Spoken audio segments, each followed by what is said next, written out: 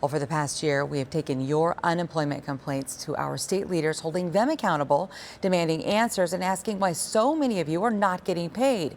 So all new for you this morning, the Rebound Arizona team and Let Joe Know team are at it again. Our Joe Ducey sharing how a year later, one man still hasn't received anything despite being told there are no issues.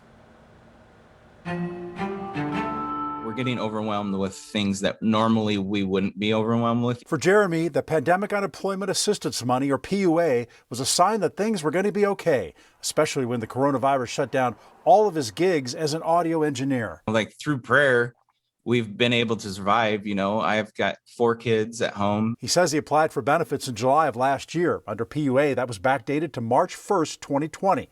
But here we are a year later, and Jeremy says he hasn't received a dime. I've calculated up to last week, it's 16,500.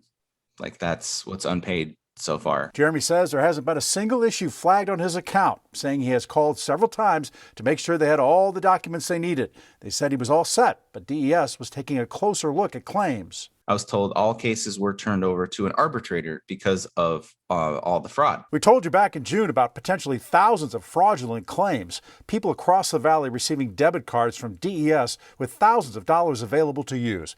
DES saying at the time that scammers were using someone else's information to apply but added their bank account. Since DES couldn't verify the bank information, debit cards were automatically sent. Now, since our stories first aired, DES says it's changed the way it sends out debit cards, cross-verifying employment records with claims, and most recently, the ID.me verification process. In months past, DES has stated they've greatly reduced the number of pending claims by thousands. DES didn't get back to us by our deadline for this story. Meanwhile, no answers as to why Jeremy is still waiting a year later. Now, if you qualified for unemployment pay and still aren't getting it, or if you did receive a debit card but never applied, we want to hear from you. Go to abc15.com/letjoeknow and tell me about it right there. I'm investigator Joe Ducey. If you got a problem, let me know.